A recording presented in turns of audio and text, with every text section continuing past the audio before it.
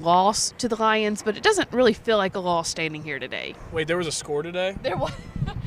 They Really? keep score. It's a game. Somebody wins. Somebody loses. Could have surprised me. Look, there was a lot of eventful things today. 37-30, not so much. Far down the list. Couple things on why. Keep in mind, have you watched the Tom Brady series? The Tom. I have not, because I need to find someone who likes me enough to give me their ESPN account information. It's phenomenal, but there's one. It's the 10-part series that chronicles each of the Tom Brady Super Bowl seasons. And in the 07 season, you might remember that as the Patriots being 18-1, losing to the Giants. The Giants and Patriots played in the regular season finale of that year with nothing at stake for either team. Mm-hmm. And the Giants had a wild card game the next week, but they played their starters for the integrity of the game because the Pats did. Michael Strahan said something I thought was fascinating. He said they only lost by 3, but they had no game plan because they weren't about to show the Bucs what they were about schematically. And so they just went out there and played. And that was how today was. Keep in mind when you see this, the Lions pulled out all the tricks, fake punt, the reverse passes. Dan Campbell emptied his bag. The Packers got a game in 2 weeks. They're turning off the lights here at Ford Field. They're turning off the lights on the season. Lions are done. Yeah. The Packers actually have to play a meaningful game again. They weren't about to show their schematics. So I don't take anything from this game schematically. Matt LaFleur did. Mm-hmm. You can get into what he had to say. He at least gave the appearance that this was serious. I will respectfully disagree when it comes to the score. As you said, they sort of threw everything but the kitchen sink at the Packers trick play-wise. At one point, Matt LaFleur said, we're getting caught by 7 reverses. And it sounds like he was exaggerating. There may have been 7 reverses on one of those plays.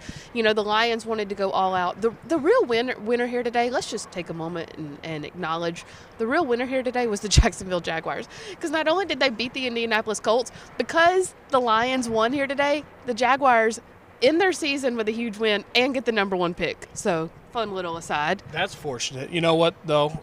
In all seriousness, the real winner today, David Bakhtiari. He did. He was back on the field for 20-plus snaps, I think we figured out. 27 snaps. He played 2 snaps into the 4th drive. A lot of the Packers' offense was on the field a ton in the first half, which is probably, Matt LaFleur probably didn't mind that. Get that out of the way early.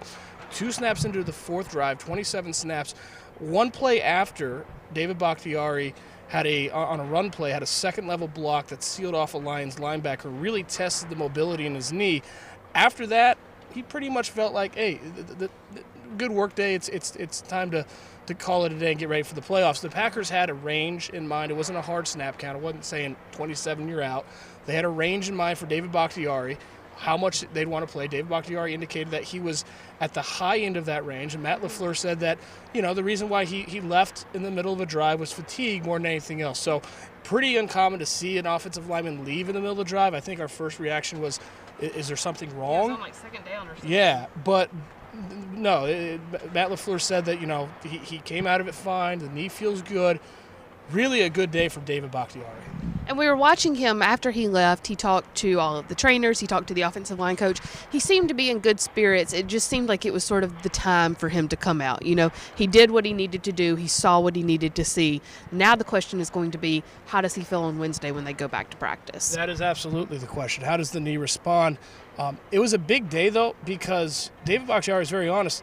After that second surgery this season that delayed his return, he didn't know if he was coming back this season. He didn't know if that was going to be in the cards. Initially, he had penciled in Week 9 at Kansas City, maybe Week 10 at Seattle, maybe, worst-case scenario, Week 11 at Minnesota as his potential return. David Bakhtiari got into why that didn't happen today. He said that there was more fluid in his knee than expected, about 80 to 100 cubic centimeters of fluid, which made it really uncomfortable. More scar tissue than expected after the initial surgery, which, if you know anything about David Bakhtiari's game, it's all about flexibility. He is uncommonly flexible, which for a big guy like that really helps you on the blind side at left tackle get against those Cadillac edge rushers that are built on athleticism. That's what his game's built on. He wasn't able to bend that knee the way he wanted to because of the scar tissue. He wasn't explosive. That's why he had to go back to the second surgery. So David, any road back from an ACL is physically exerting. It's tough. It's a grind. It can be much more mentally taxing. And David Bakhtiari said that's how it was for him. It was very mentally taxing. The uncertainty of knowing whether he'd get back today. It was not guaranteed that he'd be able to play. So it was good to see 69 back out there. Yeah.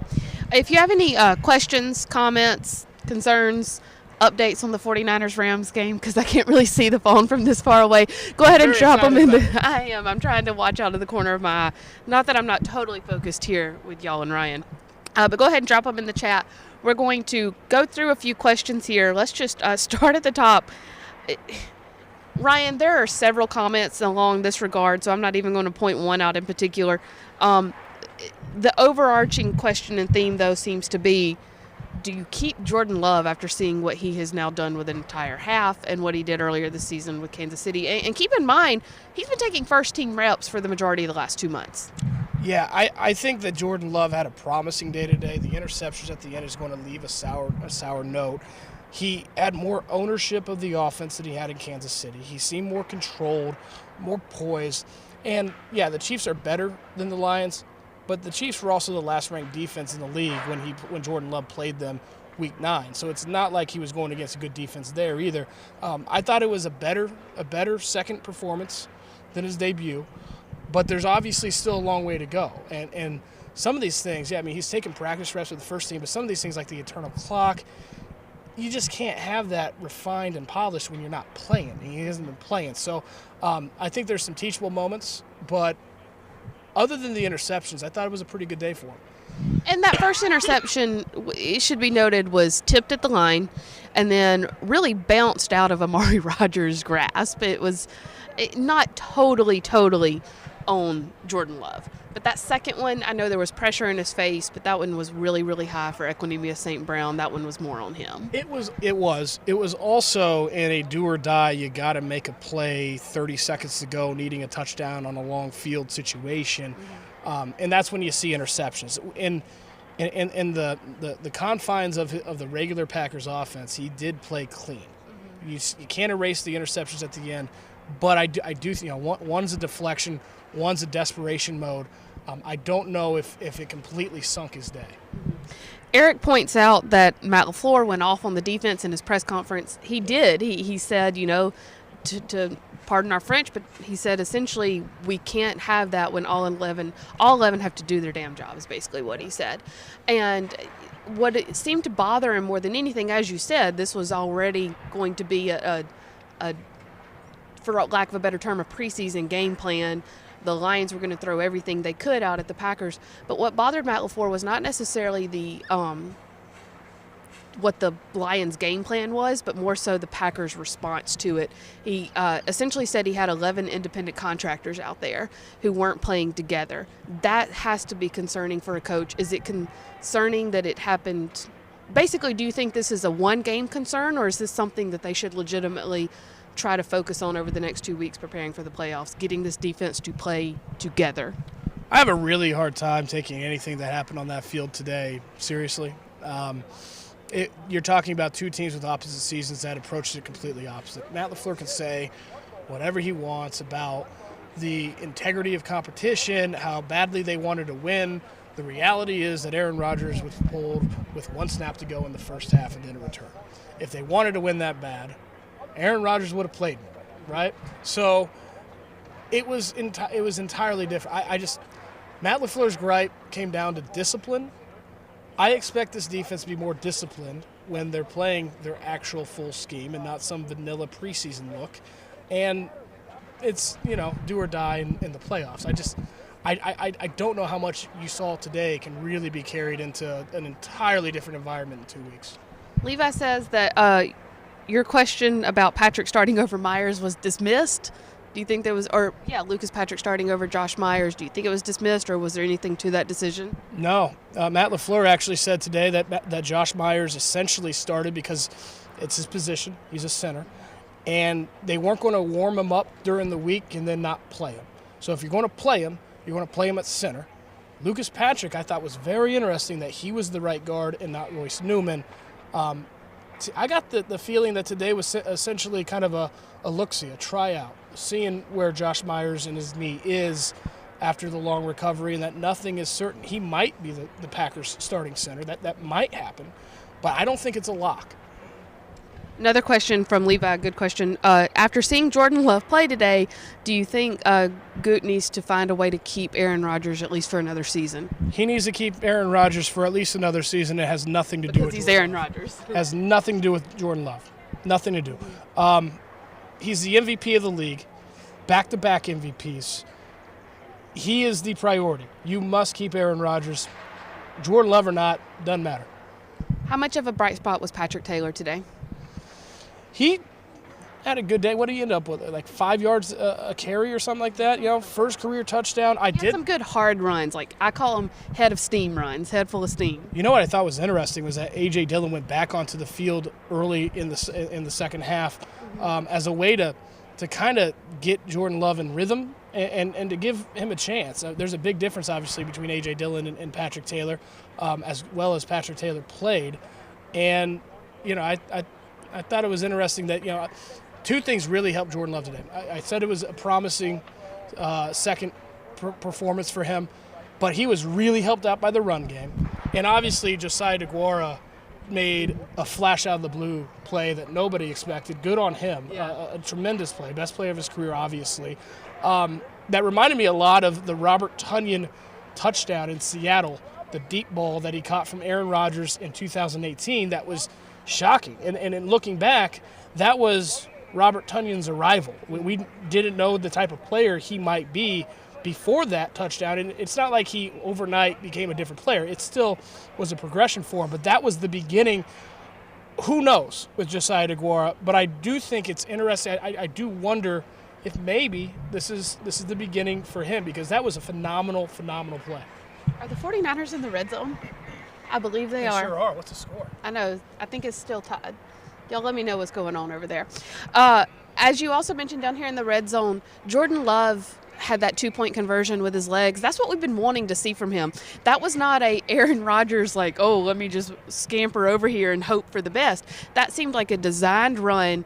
That needs to be more of what we see from Jordan Love, right? Yeah, after the podcast this week, we both looked at each other and the process was like, hey, there it is. There's his legs. It was a good play from him, and he's got that kind of athleticism. I think as a passer, Jordan Love had some really good moments and some really not so. I mean, he was erratic, right? The what was it? The third and short, I think, out route, 3rd and 2 maybe, out route to Juwan Winfrey. It was caught. It might have been a fourth down. Was it fourth down? No, are you talking about the fumble? No. The out route to Juwan Winfrey that got a first down, it was behind him. It was low. You want that ball to the sideline. That was on the right side. He comes right back a little later, and he completes another out route on the left side to Patrick Taylor on another. I think that was the 3rd and 2, where he gets the ball to the sideline. And you look at those two plays, they kind of mirror each other. One on the right, one on the left. Both really shallow out routes. Two totally different balls. One good, one not the way you want. That's kind of how his throwing went today. A couple more questions about the defense giving up big plays. I know we discussed, what this game plan was today and the fact that, the Lions were going to come out and throw everything. Bigger question, though, is there a concern with the fact that they were able to give up so many big plays to Amon-Ra St. Brown? I mean, he was able to do whatever he wanted. Is that a concern for this secondary? Yeah, he's kind of been doing that. I'm going to go back to my standard answer. I have a hard time caring all that much about what you saw on the field in terms of gameplay, right? In terms of unit play. It's just schematically, it was a preseason game. That's what this was. John asked about MVS. He went out with the back injury. He did not return. Do you think him not returning is of concern for the playoffs, or was that just precaution? We don't know yet. That's the one injury to keep an eye on. I think it's notable that Allen Lazard and Aaron Rodgers are really... Yeah, that's become his favorite target in the end zone. They keep meeting like that. It's 4 touchdowns in the last 3 games between the two. 2 today, obviously. It's 5 in the last 5 games. He's becoming a guy that Aaron Rodgers is turning to. I do think if, hypothetically, we don't know, if it is a significant injury for Marquez Valdez-Scantling, which should be noted, he was questionable to return. He was not immediately ruled out, so my guess is that it's not that severe. But if it is, he does have Allen Lazard there. That's the one injury to keep an eye on. I don't think that the Packers have that much to worry about, but we'll see. Eric asked, thank you for prefacing this. Eric was saying, I'm sure you're tired of hearing questions about 23. Never, never, never. But are there any concerns about fatigue since Jair Alexander did not play today, like when he does come back? Yeah, that's a really good question. I don't think so. I think it'll be interesting, but I don't. It's a shoulder that he's been dealing with. So he's been able to run. There's not anything lower body. He's been able to run. He's been able to practice. He just got off the reserve COVID-19 list. But I do think, given 2 weeks, they ought to be able to ramp him up. I think it'll be interesting to see how much he plays in the divisional round. But I don't see a whole lot of reason why. If they feel good about his shoulder, and that's a big if, that is the if. If they feel good about his shoulder, I don't see a lot of reason why they have to limit him that much from a conditioning standpoint. He's been able to run. It's not been a lower body thing. Thank you for the game update, Mike. It is 27-24 San Francisco with 3 minutes left in overtime. You can keep those updates coming in for us. Levi with a good question, something that we actually talked about, and I'm trying to remember if we talked about it on the podcast or just on our own. Could Lazard sort of step into more of a tight end role? It seems like he's been filling that Robert Tonyan role. Oh, I think he's been doing that since Arizona, since Robert Tonyan went down with the ACL. And we talked about it immediately after that game that was a possibility. He's kind of a hybrid, bigger receiver anyway. He's not going to be your inline blocker at that position. He'd be a move guy. But yeah, there's definitely some crossover that Allen Lazard is capable of when you talk about a move tight end and a bigger receiver. Ryan, overall, you're walking out of here, as you said, not concerned about anything you saw on the field. Where do you think needs to be the biggest focus for this Packers team over the next 2 weeks as they prepare and sit back and see who their first opponent will be in the playoffs? You know what the biggest problem today maybe? Just when you think this kicking unit, this kicking operation is where they need it to be, they miss an extra point. It'd been 3 or 4 games since Mason Crosby had missed a kick. He'd made all 17 extra points, 6 field goals in that stretch. And the snap was there, the hold was there, the laces were facing the right direction. All these things, good protection, all these things that have been plaguing this unit all year were in place the way they're supposed to be. Mason Crosby just pushed it right. I don't know if you're the Packers how you can feel 100% comfortable in your gut. They'll never admit this, but 100% comfortable in your gut if your season in the next couple weeks is riding on a field goal, given all the crap you've seen from that unit all season, from start to finish, from Cincinnati to miss an extra point in the finale at Detroit. It has been a roller coaster, and that's not a place you want to have the thrill ride of a roller coaster. You want it to be very tranquil, very serene, very peaceful. That's the opposite of the Packers' field goal operation. Yeah, and you're right. If you're on your side of the field, it should be automatic, and it has not been. Whatever happens, though, we will be there to cover it for you all. We're going to be with you over the next couple of weeks. This next few days will be a slightly lighter schedule. Sit back, take a load off. Don't worry about the Packers over this next week. Go ahead and watch some other football. Do a little scouting for whoever the Packers might face in that first round in the divisional round in 2 weeks at Lambeau Field. We will be there to cover it for you all. For PackersNews.com, he's Ryan Wood. I'm Kassidy Hill. Thanks so much, guys. It's not picking up. There's no way to start it. I have no idea what's going on.